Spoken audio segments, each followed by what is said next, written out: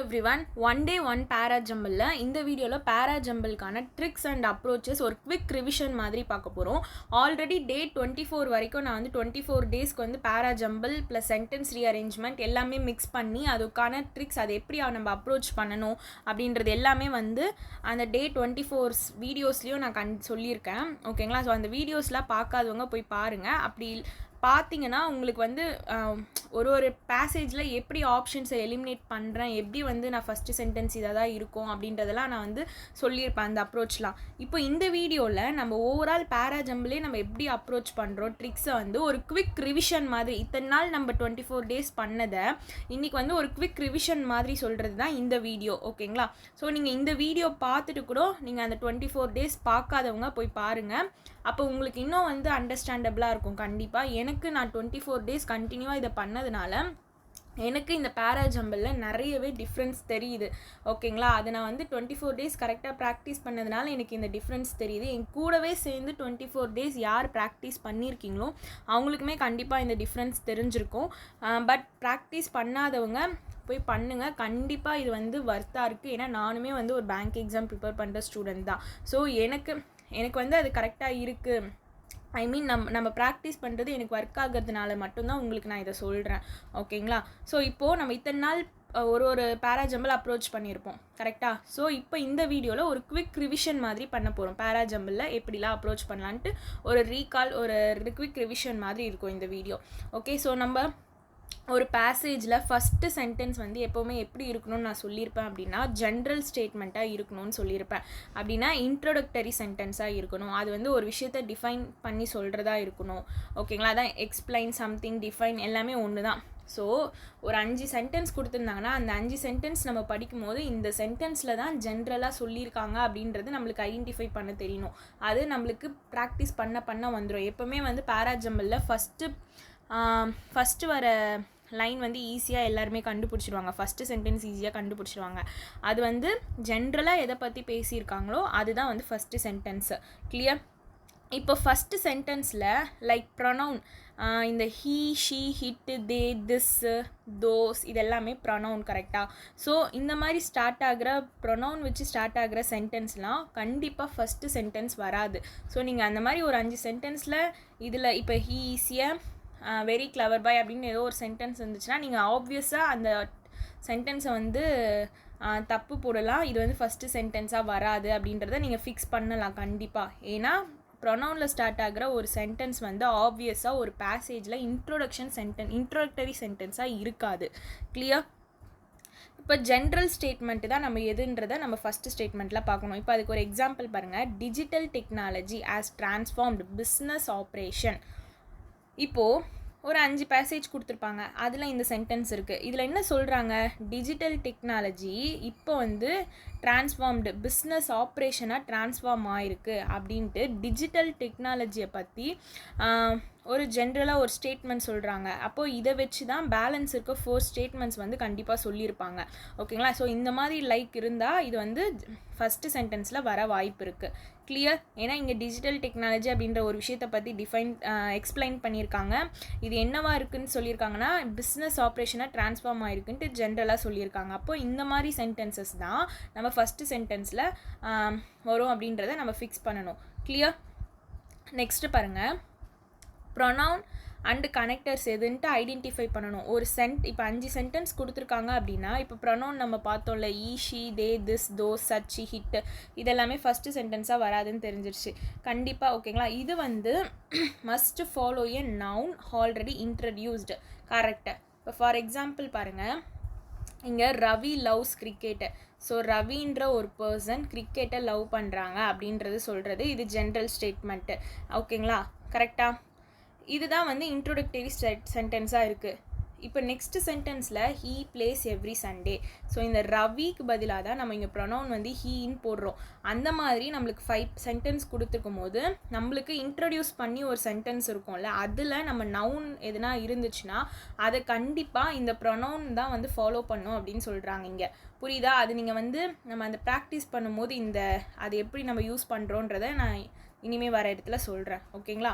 So இப்போ இந்த sentence பார்க்கும்போதே உங்களுக்கு புரியும். ஆப்வியஸாக அதே மாதிரி தான் அந்த 5 பேசேஜ்லையுமே. ஏன்னா இப்போ இதெல்லாம் ஈஸியாக இருக்குது. பட் ஆனால் நம்மளுக்கு மெயின்ஸ் லெவல் அங்கெல்லாம் போகும்போது கொஞ்சம் சென்டென்ஸே புரியாத மாதிரி இருக்கும். அப்போ இந்த கிராமர்லாம் நம்மளுக்கு வந்து கண்டிப்பாக யூஸ் ஆகும். ஓகேங்களா?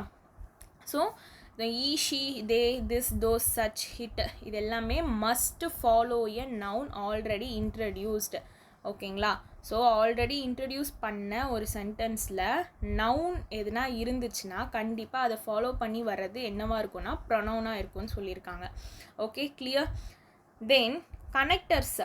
ஸோ இது வந்து ப்ரொனவுன் பார்த்தோமா. ஃபஸ்ட்டு ப்ரொனவுன் இந்த மாதிரி ஒரு பேசேஜில் ப்ரொனவுன் இருந்தால் உங்களுக்கு டக்குன்னு என்ன மைண்டில் வரணும் அப்படின்னா நவுன் வந்து எங்கன்னா முன்னாடி சென்டென்ஸில் இருக்கா அப்படின்றத பார்க்கணும். அப்போ நவுன் அந்த சென்டென்ஸில் இருந்துச்சுன்னா அதுக்கு அடுத்த சென்டென்ஸ் இந்த ப்ரொனவுனில் வரது தான் இருக்கும் அப்படின்றத நீங்கள் வந்து மைண்டில் நல்லா வச்சுக்கணும்.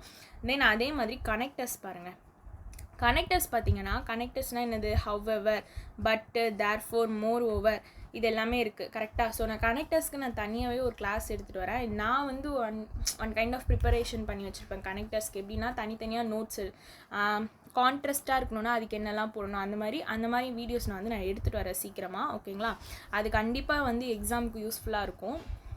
ஸோ இப்போ கனெக்டர்ஸ் பாருங்கள். However, but, therefore, moreover, in contrast, show continuation or contrast. இப்போ ஒன்றும் இல்லை. இப்போ ஹவெவர் அப்படின்றது கான்ட்ராஸ்ட். ஒரு 2 சென்டென்ஸ் கொடுத்துருப்பாங்க. நம்ம ஆல்ரெடி பார்த்துருப்போம். ஹவெவர்னால் முன்னாடி ஒன்று பாசிட்டிவ் பேசியிருப்பாங்க, இல்லைனா நெகட்டிவ், இல்லைனா நெகட்டிவ் பாசிட்டிவ், இந்த மாதிரி முன்னாடி பின்னாடி மாறி மாறி பேசியிருப்பாங்க அப்படின்ட்டு. ஒன்றும் இல்லை. இது பாருங்கள். ஒன்று இங்கே பாசிட்டிவ் சென்டென்ஸ் ஹவெவருக்கு முன்னாடி பேசியிருந்தாங்கன்னா ஹவெவருக்கு அப்புறம் நெகட்டிவ் பேசியிருப்பாங்க.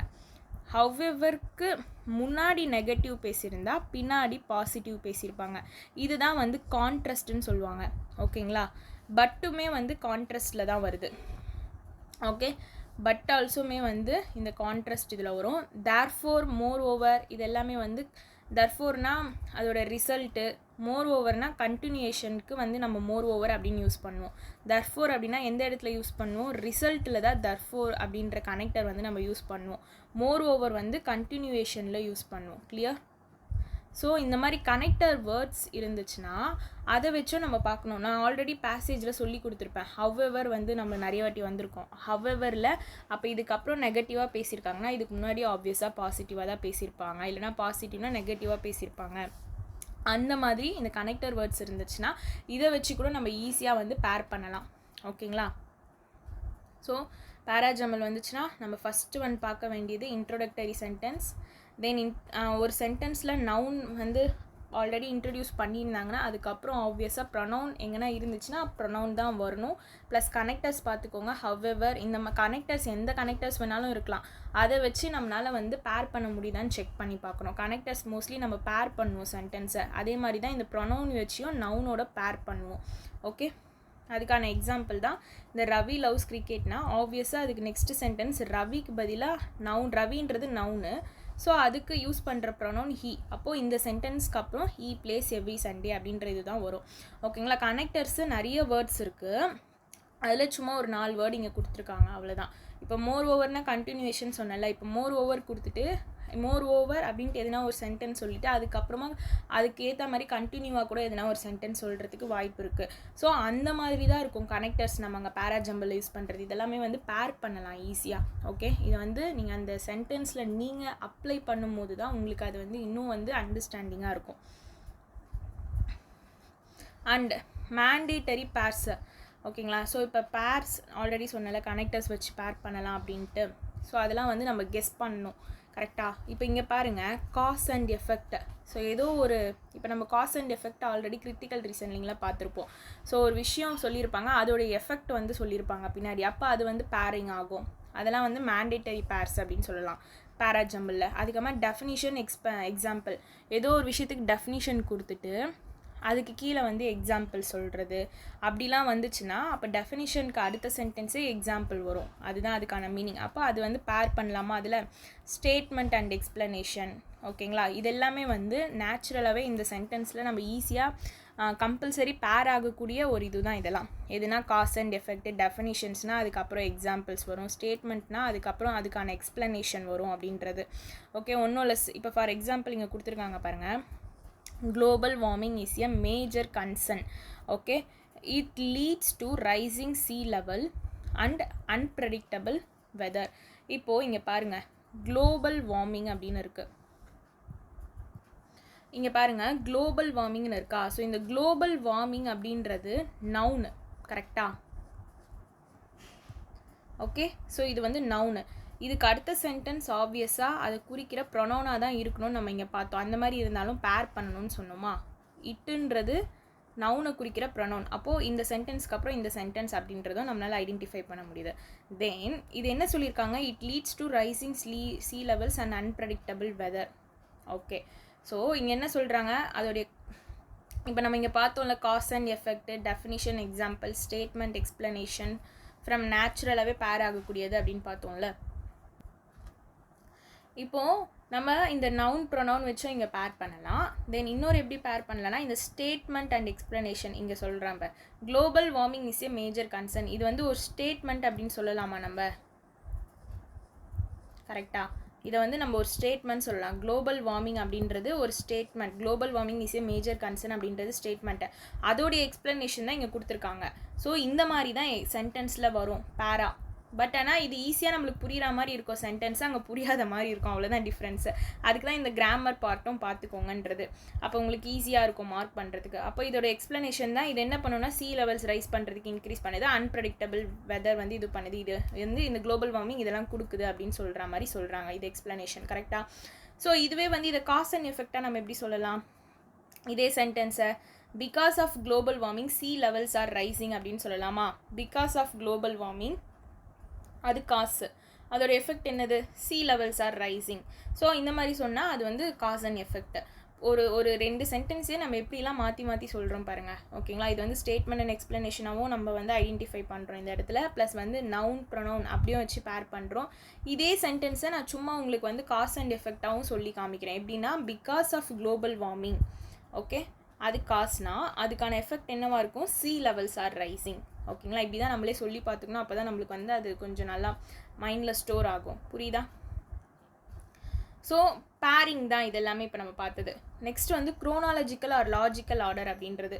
First, next, finally. ஸோ நான் ஆல்ரெடி ஒரு பேராஜம்பிளில் சொல்லியிருப்பேன். ஒரு வாட்டி வந்து இயர் பேஸ்டு வந்துச்சு.